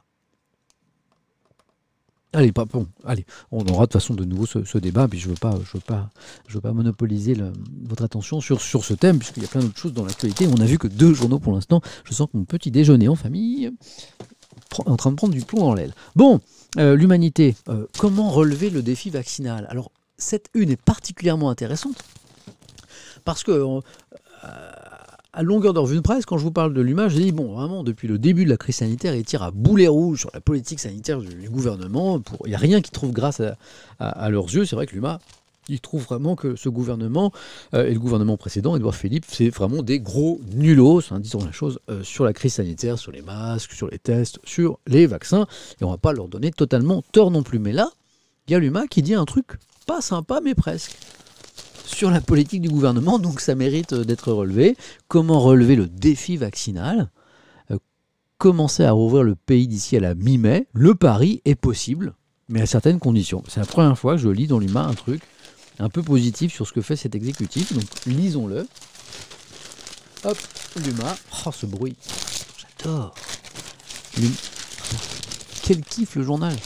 Page 4. Vaccination, l'exécutif peut-il gagner son pari ? L'UMA dit pas non. Le gouvernement mise sur l'avancée de la campagne pour viser un début de réouverture du pays d'ici 6 semaines. Défi réalisable, mais risqué. ASMR journal, ouais, c'est vrai un petit peu. Un peu plus d'un mois à tenir. C'est la perspective qu'Emmanuel Macron a donnée avant de pouvoir commencer à desserrer les contraintes sanitaires. On en rêve tous. La métropole est reconfinée, les établissements scolaires fermés pour au moins 3 semaines. Je sais, j'ai mon petit loulou, mon grand à la maison, là, qui avait école sur la tablette ce matin. Mais le bout du tunnel est proche, selon le gouvernement, qui parie sur l'avancée de la vaccination pour envisager un début de retour à la normale. À partir de la mi-juin, les rendez-vous pour recevoir une première dose seront ouverts à l'ensemble des Français et Françaises de moins de 50 ans, a promis le chef de l'État. D'ici là, l'exécutif ambitionne d'avoir vacciné 30 millions de personnes, d'ici la mi-mai, avec une première dose. 9 millions, c'est pas rien quand même, ont déjà reçu leur première injection en France, pour avoir vacciné les 21 millions restants, 30 moins 9. En juin, il faudrait injecter 300 000 doses par jour. Voilà. Le calendrier fixé semble réalisable, dit l'UMA, ouais, c'est un peu la première fois, mais à certaines conditions. 1. Des promesses de livraison à respecter. Alors ça, voilà. Si effectivement la France est livrée des vaccins commandés, ok, mais on sait que les laboratoires, certains ont brillé par leur retard. 2. Soignants matériels, la logistique doit suivre. Voilà, il faut que ce soit au niveau de la logistique, ça suive. Pour l'instant, ça semble être le cas. Les pharmaciens vont vacciner, vous vaccinez déjà, les vétérinaires ont vacciné, les militaires ont vacciné, les centres de vaccination, on nous a promis au moins un grand centre de vaccination par grande ville. Bon, voilà. Mais l'humanité espère aussi, comme on l'espère tous, que le gouvernement ne va pas faillir cette phase de vaccination massive. On parlait de centre de vaccination. Hop, regardez, celui-ci, il est symbolique, bien sûr. On va vacciner, on vaccine, que dis-je, depuis ce matin. On était en direct ce matin sur France Info à 8h, 7h, 8h devant le Stade de France. Je crois que ça ouvrait à 9h ce matin les portes du Stade de France pour vacciner. Donc voilà, c'est vraiment une image symbolique, c'est important. Symbole de la vaccination à grande échelle, l'enceinte de Saint-Denis ouvre ce matin au public, objectif 10 000 injections par semaine. 10 000 injections par semaine, ok. Et il y a 2 autres choses dans le Parisien que je vais vous lire. Là, je voulais juste vous montrer cette une du Stade de France transformé en centre de vaccination. Mais d'abord, on va faire un truc que les petits nouveaux, les petites nouvelles ne connaissent pas. Qu'est-ce qu'on fait de temps en temps ici ? Qu'est-ce qui est le plus important que tout ? Que le vote blanc, que les journaux, que la vie. C'est le café. Oh, je suis trop caféinomane, j'ai besoin de ça pour que ça fonctionne là-haut, sinon j'y arrive plus. Donc non seulement on a du café jamais très très loin, et vous aussi vous avez le droit à ce que vous voulez. Midi 8, vous avez même le droit à l'apéritif, et pour ça on a même une musique du café que voici. C'est la musique du café. Bon café à tous.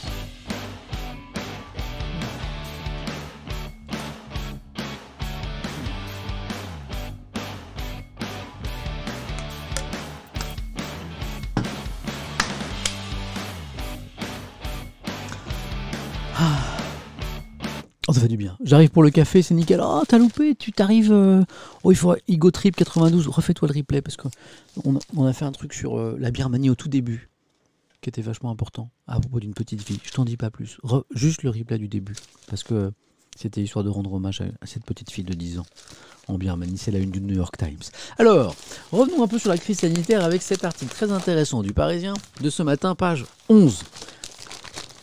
Maman travaille, papa avec les enfants. Vous savez quoi, c'est un petit peu ironique ce titre, parce que c'est pas du tout le constat que fait le journal. Bon, les écoles sont fermées, sauf pour les profs qui accueillent les enfants de soignants, bien sûr, hein.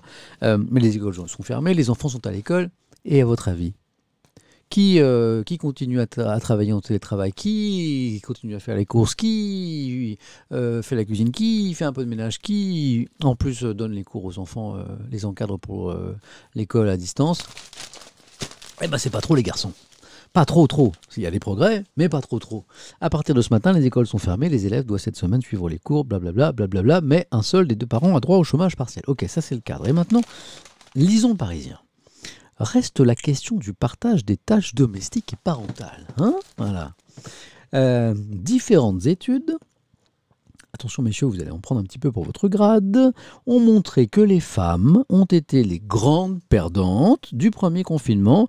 C'est ce qu'indiquent les sociologues de l'Institut national d'études démographiques, l'INED, Anne Lambert et Joanie Cahouette-Ramblière.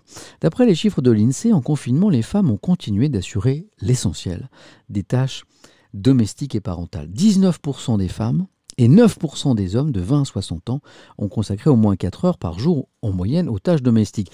Donc les hommes sont présents. C'est pas qu'ils font rien, c'est qu'ils font moins. Soyons, voilà. La charge mentale dont nous parle Reine. Oh, Reine des Nèmes. Oh, et est-ce qu'on peut applaudir ce pseudo Reine des Nèmes? Oh, je kiffe. C'est pas mal Reine des Nèmes. C'est mignon, non? Hein, vous êtes d'accord? Oh, j'adore. Donc c'est pas que les hommes font rien, c'est qu'ils font moins. Voilà. On continue. 43% des mères et 30% des pères ont passé plus de 6 heures quotidiennes à s'occuper des enfants. C'est pas que les hommes font rien, ils font moins, soyons voilà, juste. Ce sont elles aussi qui ont arrêté de travailler le plus souvent, 35% contre 26% pour les hommes. Ce qui est intéressant, c'est de voir que bon, les femmes font plus, mais on voit aussi que les hommes font un peu. Ça progresse. Cela peut s'expliquer de différentes manières, expliquent donc les deux sociologues que j'évoquais à l'instant. La femme a plus l'habitude de s'occuper des enfants, et dans les couples, on a estimé que c'était elle qui était la plus compétente pour faire l'école. Ça arrange bien les messieurs, ça. Il y a aussi une raison économique, bah oui. Les femmes sont moins bien rémunérées, et si elles arrêtent de travailler, bah ça induit une baisse de revenus moindre. Ok. Par ailleurs, au printemps 2020, les hommes et les femmes n'ont pas pris en charge... Ah bah c'est pas tout, ça celle-là elle est bonne aussi. Au printemps dernier, donc les hommes et les femmes n'ont pas pris en charge le même type de tâches, rapporte Julie Landour, qui est maîtresse de conférence à Paris-Dauphine. Ce sont les femmes qui ont pris en charge les tâches les plus ingrates et contraignantes comme le suivi scolaire, tandis que les hommes ont souvent géré les activités sportives en extérieur, où ils étaient aussi dans une certaine détente. Mais les filous, les messieurs, bon chéri, je te laisse gérer les cours là, parce que t'es quand même t'as plus de patience que moi, hein. Mais je vais aller, mais t'inquiète, je vais les sortir pour jouer au foot. Ils sont malins. Une question très pertinente de Bjarki25, tu te sens concerné par cet article, Samuel Etienne? Parce que je fais le malin, et je vais être tout à fait honnête. Moi, j'ai bien conscience que nous, les hommes, on a à faire des efforts. Et donc, j'essaie au maximum au quotidien de participer à l'éducation des enfants, au repas, je change les couches, voilà, je fais les soins, je suis un peu maniaque du ménage. Donc, je fais un peu le ménage, voilà, je participe, tout ce qui est école, tout ça. Mais je vois bien que je fais un peu moins. Que malgré... j'essaie d'être un homme moderne malgré mon vieil âge. Je fais un peu moins, je fais toujours un peu moins. Je fais toujours un peu moins dans le soin, toujours un peu moins dans... Voilà, j'habille les enfants, mais je le fais moins qu'Hélène, je le fais moins souvent. Je donne à manger, mais je le fais moins souvent, etc. Voilà, donc je sais que, voilà, que même quand on fait des efforts, on est prisonnier de plein de trucs. Et de temps en temps, Hélène, qui sait me prendre, me dit, elle me dit, voilà, elle me fait sentir que... malgré mon discours d'homme moderne, dans les faits, j'ai encore des progrès à faire. Voilà.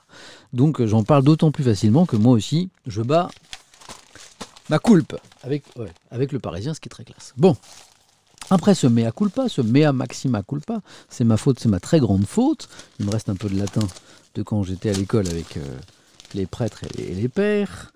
Passons à quoi? Au Figaro. Oh là là, on repart sur un truc lourd, hein. L'euthanasie. On en parle pas mal ces derniers temps. Légalisation en Espagne. Des cas très touchants en France. Récemment, on a parlé d'une histoire d'une élue de Franche-Comté qui a dû partir dans un pays européen pour qu'on lui donne la mort, parce qu'elle avait une maladie incurable avec de grandes douleurs. Et on en a reparlé récemment parce qu'il y a une proposition de loi qui arrive à l'Assemblée. Et si cette proposition de loi a été votée, alors ça se fait pas comme ça, il faut que ce soit voté par l'Assemblée, il faut que ce soit voté par le Sénat, etc. Mais si cette proposition de loi était votée, proposition de loi, donc elle vient des députés, elle vient pas du gouvernement, sinon on dirait projet de loi, hein. Donc c'est important de dire proposition de loi parce qu'on comprend qu'elle vient pas du tout de la majorité actuelle, enfin pas du tout de l'exécutif, mais elle vient bien de députés. Voilà, c'est pour ça qu'on n'est pas sûr qu'elle passe, ok? Donc, mais si elle est votée, l'euthanasie est légalisée en France. Voilà. Alors on en a parlé déjà à plein de reprises, et il y a du nouveau avec une prise de position de Michel Houellebecq, certains m'en parlaient dans le chat tout à l'heure, alors radicalement opposée à l'euthanasie. Alors, moi je ne donne pas mon avis là-dessus parce que je ne veux pas fausser le débat, puis on a déjà fait des sondages, mais c'est intéressant. C'est intéressant parce que c'est construit. Il ne dit pas je suis contre l'euthanasie, je ne suis pas contre l'euthanasie. Il y a un article que je vous invite à lire, qui est page 16, parce qu'on ne va pas le lire en entier, regardez. C'est tout ça. Mais essayez d'accéder, ou dans la version papier, dans la version numérique, à cet article de Michel Houellebecq dans le Figaro aujourd'hui, même si vous êtes pro-euthanasie, pour l'euthanasie, parce que le truc est construit. Parce que, Michel Houellebecq, moi je connais pas son œuvre littéraire, mais en tout cas, voilà, le truc est construit, quoi. Je veux dire, voilà, il explique pourquoi il est contre l'euthanasie. Voilà.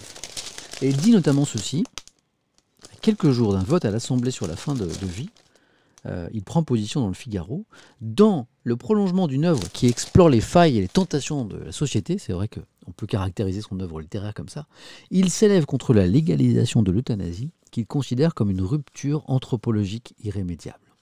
Lisez si vous avez le temps, si ça vous intéresse. Voilà. Je vois pas en quoi son avis est intéressant, il est écrivain, pas politique, donc pas décideur. Chérélise, mais c'est pas le problème. Mais en fait, on s'en fout de ce que les politiques pensent. Ce que je veux dire, c'est que c'est intéressant pour se faire sa propre opinion à soi. Franchement, pourquoi Michel Houellebecq serait moins bien placé pour avoir des arguments intéressants à étudier, plus qu'un homme politique? Ce qui est intéressant, c'est ce que vous en pensez, vous. C'est ce que vous en pensez, vous, pour décider pour vous-même. Si l'euthanasie est légalisée demain, la question va se poser pour vous peut-être plus tard, ou pour un proche. Donc il faut que vous ayez une opinion là-dessus. Et on s'en fout de l'opinion des politiques. C'est votre opinion qui est importante. Donc, allons lire Michel Houellebecq. Son avis est intéressant. Vous voyez ce que je veux dire ? Et on va lire l'édito d'Étienne de Montetis, qui nous fait dire que, alors qu'une immense majorité des Français, d'après les enquêtes, mais au-delà de 90%, toutes les enquêtes récentes ont montré qu'une immense majorité des Français sont pour l'euthanasie. Le Figaro prend parti contre ce matin. Et je parlais tout à l'heure du courage de Libération qui dit AstraZeneca, allons-y. Il y a une forme de courage pour un journal comme le Figaro qui dit, alors que 94%, je crois, de cet ordre-là, des Français disent dans les sondages qu'ils sont pour l'euthanasie, vous avez un journal qui dit, nous on est contre. Je trouve ça pas mal pour le débat. Qu'un journal prenne ce risque, en fait. Ça veut dire qu'ils prennent le risque de fâcher une partie de leurs lecteurs. Alors, lisons cet édito d'Étienne de Montetis. Voilà. C'est un édito contre l'euthanasie, et j'en parle d'autant plus facilement que moi, a priori, pour des raisons,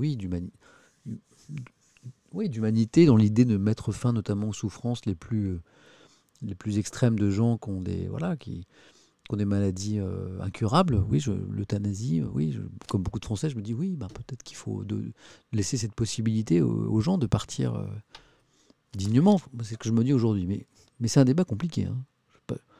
C'est vraiment, je pense qu'il y a des questions comme ça où on est en chemin, où on ne cesse d'y penser sans forcément être sûr d'en avoir un avis définitif. Mais je dis que je suis plutôt pour, et je vous lis un article contre.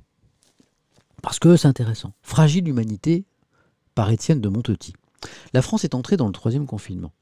La principale raison de cette décision est toujours d'éviter l'engorgement des hôpitaux.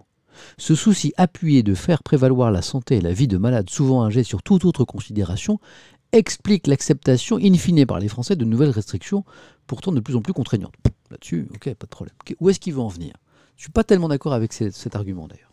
C'est dire le caractère intempestif de la proposition de loi débattue à l'Assemblée qui vise à instaurer une assistance médicalisée active à mourir, c'est le nom officiel du texte, en plein combat pour la vie, un vote sur la mort.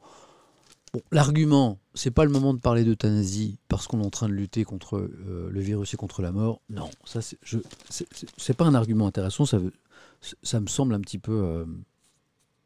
Voilà, il n'y a pas de bon moment. Si le débat doit avoir lieu maintenant, il doit avoir lieu maintenant. Mais la suite est intéressante. Ce texte demande un droit à une fin de vie libre et choisie. Et Étienne de Montetis écrit. Derrière ces périphrases se cache le visage terrifiant de l'euthanasie, mot qui n'est pas employé tout simplement parce que sa réalité fait peur à juste titre. Les éternels arguments sont avancés, cas extrême qui suscite la compassion, sondage favorable, je vous en parlais, et enfin retard de la France.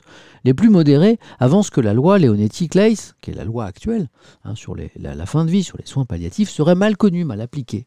Des détresses, l'imperfection d'une loi doivent-elles pour autant pousser une société à consentir à ce geste grave que constitue l'interruption légale d'une existence, fût-ce pour toute personne en phase avancée ou terminale d'une affection grave et incurable, lui infligeant une souffrance physique ou psychique, il reprend les termes en fait de la loi.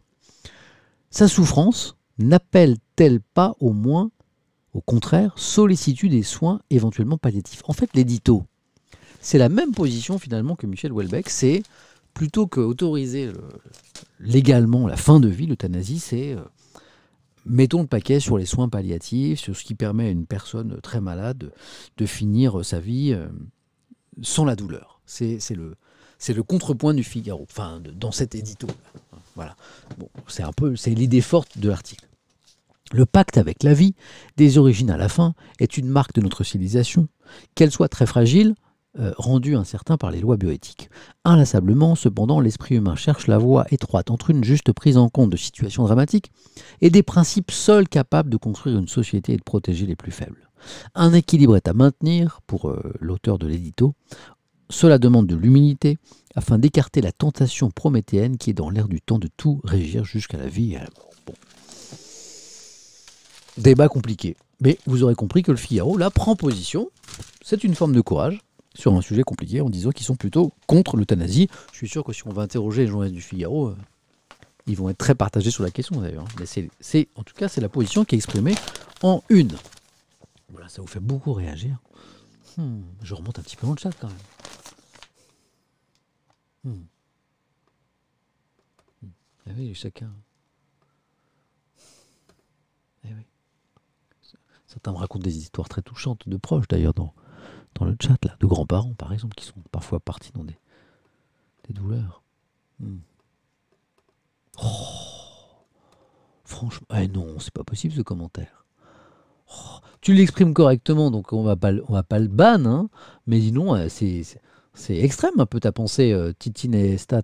C'est normal que les gauchistes soient plutôt pour l'euthanasie, on y trouve plus de suicidaires, de faibles, alors qu'à droite, ils encouragent plutôt à se battre, à ne jamais faiblir. Ah bah dis donc, ta vision de la politique, toi, elle est manichéenne. Donc en fait, à gauche, c'est des fiottes, et à droite, c'est des gens forts, quoi.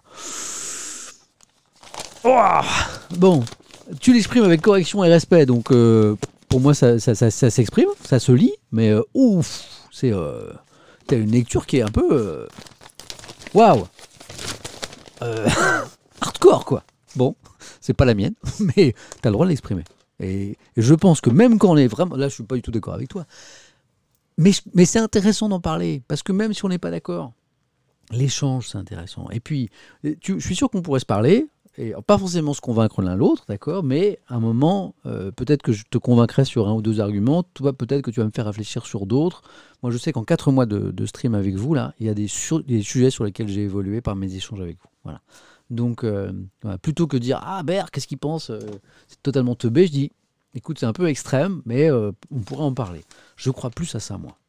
Plus à ça. En tout cas, la personne elle fait l'effort d'exprimer sa pensée, même si elle est un petit peu radicale. Voilà, et ça, je valide à mort, et je trouve que cet espace il est intéressant pour ça. Vous voyez, c'est pas Twitter, là. Les gens s'expriment, font des efforts, c'est pas... Voilà, c'est pas... Bon, moi, j'aime bien cet espace.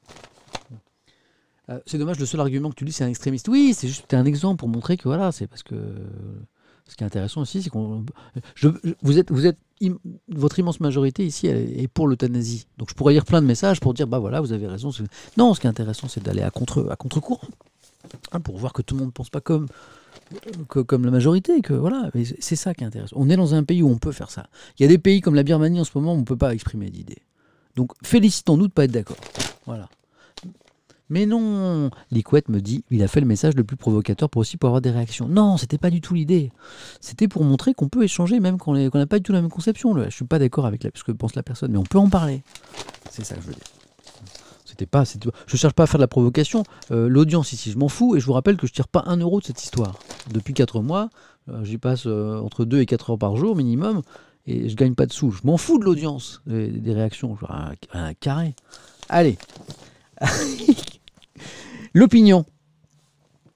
L'opinion nous parle d'économie, mais alors ça, c'est vraiment c'est de l'économie passionnante. L'onde de choc du New Deal de Joe Biden. Et New Deal, on se dit, voilà, là, ils veulent vendre du papier. New Deal, Roosevelt, la crise de 29, et oh. Bah si, hein, c'est énorme. En une soixantaine de jours, le nouveau président américain a déjà explosé tous les records en annonçant 4200 milliards de dollars de dépenses supplémentaires. 4200 milliards de dollars. Penchez-vous sur la relance en France, relance au niveau européen, vous verrez, ce n'est pas les mêmes chiffres. L'économie américaine, ça c'est un autre aspect, a créé nettement plus d'emplois que prévu en mars, sous l'effet des progrès de la campagne de vaccination contre le Covid-19, des mesures de soutien prises par l'administration Biden. On se penchera avec les Échos tout à l'heure sur les chiffres de l'emploi aux États-Unis. Parce que quand on voit ça, quand on voit les créations d'emplois aux États-Unis, on se dit vraiment, mais on est vraiment des gros nulos en Europe. Ils créent des centaines de milliers d'emplois. Je crois que c'est 1 million d'emplois là, en quelques semaines. Mais ils sont super forts, les Ricains. On verra que c'est peut-être un petit peu plus compliqué que ça. Je vous ai mis les Échos de côté. Mais là, on parle du plan de relance. De l'art de tourner les pages de 4 de ses prédécesseurs, l'air de rien. Arrivé à la présidence des États-Unis, il y a une soixantaine de jours, Joe Biden est en train d'effacer 40 ans de bonnes pratiques entre l'adoption d'un plan de relance de 1900 milliards de dollars et la présentation d'un programme de modernisation des infrastructures. Hop, je tourne. Comme ça, je fais du bruit. Et j'en fais plein exprès. D'un montant de 2300 milliards. Ça, c'est pour les grands travaux. Sous couvert d'effacement de la crise économique née de la pandémie et de s'attaquer aux inégalités sociales, qui frappe le pays. C'est un séisme politique, économique et financier. Mais c'est vrai que, bon, moi, je ne mesurais pas à quel point ce plan de relance de Biden était un peu révolutionnaire, et l'opinion en parle très bien. Alors que l'administration Biden planche sur un 3e plan en faveur des familles, dont le montant avoisine les 1000 milliards de dollars, ça rigole pas là-bas, une référence à la nouvelle donne, New Deal, initiée par Franklin Delano Roosevelt, président de 33 à 45, qui lancera une série de programmes d'assistance sociale et d'aide au travail alors que le pays traversait la Grande Dépression après le crack de Wall Street dont je vous parlais tout à l'heure. Suivront dans un second temps de profondes réformes de structure pour arriver à une meilleure répartition des ressources. Si l'ampleur du plan de relance, écrit l'opinion, a déclenché un débat sur son risque inflationniste, les critiques touchant le programme de modernisation des infrastructures de Joe Biden portent sur son financement. Alors là, on s'est dit que les États-Unis allaient donc balancer 4200 milliards de dollars dans le plan de relance et dans les grands travaux, tout ça, mais à un moment, l'opinion dit, mais comment on finance tout ça? Bonne question. Il entend en effet, Biden, remettre en cause la réforme fiscale de Donald Trump en relevant le taux d'imposition sur les bénéfices des sociétés de 21 à 28%. Donc c'est l'impôt qui va financer ça. Ceux qui disent aux États-Unis ils ne payent pas d'impôt, donc le taux sur l'IS, l'impôt sur les sociétés, va passer de 21 à 28%. Il prévoit aussi la hausse de 10,5 à 21%, x 2, bim, du taux minimum d'imposition des filiales étrangères des entreprises américaines. Alors, pour l'opinion, qui est un journal qui est libéral, qui est un journal qui soutient les entreprises, eux, ils ne trouvent pas ça super. Et ils écrivent « Ce serait malvenu dans une période de récession et de graves difficultés d'augmenter les impôts. » Donc, l'opinion donne son avis, là. S'il y a une 4e vague pandémique, malgré la campagne de vaccination, cela pourrait être dramatique tant politiquement qu'économiquement. Voilà. Bon, dossier intéressant sur ce plan de relance. 28% quand tu vois qu'en France, c'est presque 50%. L'impôt sur les sociétés en France, c'est 50%. Me dit quelqu'un dans le chat, c'est marrant, c'est pas le chiffre que j'avais, alors il faut que je m'actualise. Parce que ce chiffre, impôt, montant, c'est pas plutôt autour de 30% en France? Montant, impôt, on va voir ça tout de suite, c'est l'avantage d'Internet, magique. En France, 50%. L'impôt, l'IS. Alors c'est combien l'IS? Hop. Bon, là, je suis sur impôtgouv.fr. Bon, on va dire que c'est à peu près fiable. Là, en haut à gauche. IS, impôt sur les sociétés. Entre 0 et 38 000 euros, 15%. Entre 38 000 et 500 000, 28%. Voilà. Et au-delà de 500 000, 31%. Bon, c'est pas 50%. C'est ce que je pensais. Et puis à partir du 1er janvier 2022, puisqu'il y a une réforme en cours, 15% toujours en dessous de 38 000 et 25% au-delà. Bah, Désolé, mais j'aime bien vérifier les chiffres. Le 50%, là, c'était n'importe quoi. Alors, peut-être cumuler avec autre chose, alors. Hein? D'accord? Là, je cherche quelqu'un qui me défend un peu le 50%. Quelqu'un me dit, j'irai même 30% l'impôt sur les sociétés, il faut arrêter de dire des bêtises. On vient de voir même que à partir du 1er janvier 2022, ce sera moins, ce sera 25. Voilà. Donc, le 50... Je ne sais pas d'où il sort ton 50. Je ne sais pas si tu as voulu ajouter quelque chose. Mais là, on parlait de l'impôt sur les sociétés. Donc, si tu as voulu ajouter les charges sociales, par exemple, qui sont très lourdes en France, bon, tu peux peut-être arriver à un autre chiffre. Mais là, l'opinion parlait de l'IS aux États-Unis. Donc, on compare avec l'IS en France, pardon, pour cette petite parenthèse. Voilà. Mais le 50% ne me parlait pas beaucoup, en tout cas sur l'IS. Mais peut-être que tu as voulu ajouter autre chose, je ne sais pas. Qu'est-ce qui nous reste? Oh, je commence à avoir faim. Je sais parce que j'ai des... Ça fait dans mon ventre et vous entendez peut-être d'ailleurs. Voilà. Compliqué le chat aujourd'hui. Non, c'est pas compliqué le chat, on échange, c'est tout. Non, c'est pas compliqué, me dit Richard 42. C'est pas compliqué, non, c'est on échange. C'est ça qui est bien ici. Une fois qu'on peut échanger. Allez, penchons-nous sur les emplois aux États-Unis, parce que les chiffres sont complètement dingues. Quand on voit comment l'emploi repart, on se dit, si on lit vite, on se dit, waouh, mais ils sont tellement forts, mais les Américains, quoi. Et c'est plus compliqué que ça. Allez, ce matin, je lis la France Info, là, en préparant la matinale. Reprise, le chômage recule fortement aux États-Unis. En mars, 916 000 emplois ont été créés. En un mois, ils créent 1 million d'emplois. Meilleure performance depuis l'été dernier. Mais je me dis, mais waouh! Les États-Unis pourraient connaître une année 2021 record en termes d'embauche. Les économistes estiment que plus de 6 millions d'emplois pourraient être créés en l'espace de 12 mois. Waouh! Et là, je me dis, waouh! Puis après, je lis une phrase. Ce serait toutefois encore insuffisant pour revenir à la situation pré-Covid. Comment ça? Les mecs, ils créent 6 millions d'emplois et ce serait pas suffisant pour revenir avant la crise? Et là, je me dis, ah ouais. En fait, ils ont supprimé un max d'emplois et voilà, parce qu'il n'y a pas les protections de l'emploi comme en France. Et donc après, ils peuvent en créer des centaines de milliers et des millions. En fait, ça ne permet pas de revenir au niveau initial. Voilà. Donc effectivement, ils peuvent créer 1 million d'emplois en un mois. C'est parce que pendant la crise, en fait, ils en ont supprimé énormément et qu'il n'y a pas les protections dont bénéficient les salariés français. J'en ai parlé avec notre spécialiste économie, David Delot, ce matin sur France Info. Je lui ai dit, David, c'est ça, c'est comme ça qu'il faut le comprendre. Ils peuvent afficher des chiffres comme ça impressionnants parce qu'en fait, ils embauchent aujourd'hui massivement parce qu'ils ont licencié massivement. Il m'a dit, bah oui, tout simplement, c'est... Voilà. Bon. Donc, ne nous laissons pas abuser par les chiffres. Hein. Tout est géant aux États-Unis, les embauches, mais aussi les licenciements. Voilà. Hop. Et ils sont aussi 328 millions d'habitants aux États-Unis, me dit Soulmax, c'est pas faux. Qu'est-ce qui nous reste? Bon, bah écoutez, c'était une revue de presse express parce que j'ai pris à 11h, 11h15, ça fait qu'1h15 qui est un tout petit stream. On a presque terminé puisqu'on va juste parler de l'une de l'équipe, mais c'était un peu un stream à l'arrache après ce rendez-vous très important que j'ai eu ce matin à 9h45. Et je ne savais pas combien de temps il allait durer. Quand j'ai vu que je pouvais faire un petit stream, je me suis dit, on le fait. Donc, la une de l'équipe, et là on se dit, oh, quand on n'est pas un pro de foot comme moi, ça y est, Ligue des Champions ce soir, Bayern de Munich, PSG, mais non, c'est demain, mais c'est tellement important que c'est déjà la une de l'équipe. À eux de tout changer, à qui?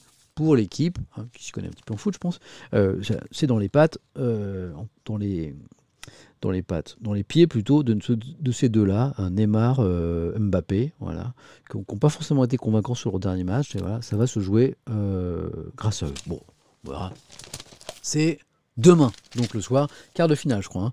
Quart de finale, aller la Ligue des Champions, à lire dans l'équipe. Je m'en veux parce qu'hier, il y avait la une de l'équipe, c'était quand?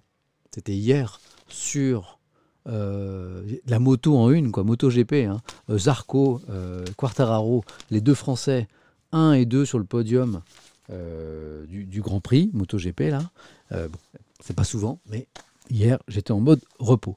Merci d'avoir partagé ce moment avec nous, c'était vraiment super cool. Merci beaucoup. C'est une petite revue de presse, hein, pour ceux qui sont là pour la première fois. En général, on fait minimum de 2 heures.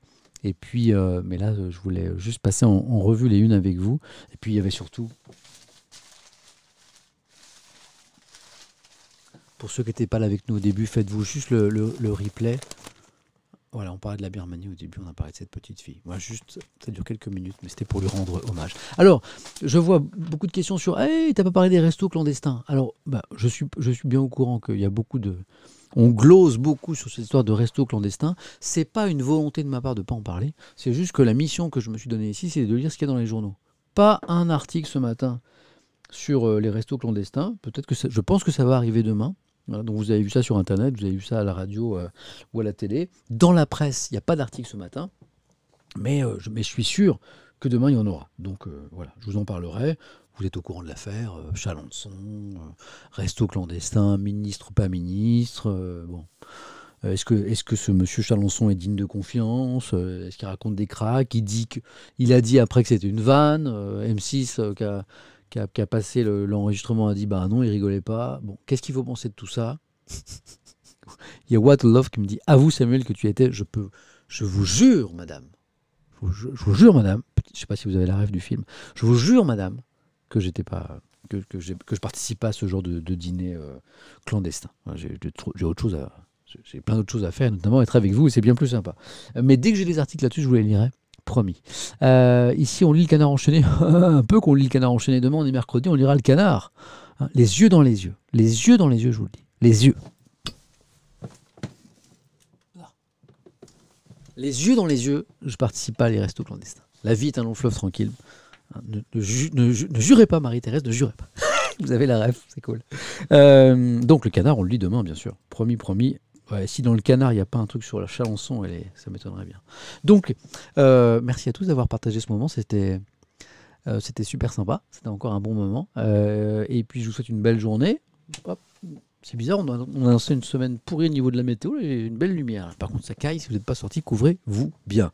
Maintenant, je vais aller manger. Mais avant, on va faire un petit raid. C'est mon petit kiff de la fin. Systématiquement, je vous invite à aller découvrir le travail d'un streamer, d'une streameuse, juste après, quelqu'un qui fait un truc super intéressant sur Twitch, mais qui n'est pas très connu, qui a quelques dizaines de viewers, hein, et puis à qui on fait un petit peu de pub. Donc proposez-moi des gens, merci, vous êtes super, merci pour vos messages, des noms de streamers, de streameuses dans le chat, je regarde, et dans 1 ou 2 minutes, je vois déjà plein de propositions, eh bien on va faire un raid, selon l'expression consacrée vers ce streamer, cette streameuse, c'est toujours des jolis moments, c'est toujours une belle surprise, c'est toujours sympa. Voilà. Prenez bien soin de vous, et puis on se retrouve demain matin. J'ai une réunion à France Info à 8h30, donc je vais streamer un petit peu tard aussi, mais promis, je serai là demain matin. J'aime trop cet exercice. Et soyez heureux surtout. Allez, on fait un raid dans un instant. À très vite. Bougez pas, hein, ça dure 1 ou 2 minutes le temps que je trouve ça. Bougez pas, bougez pas.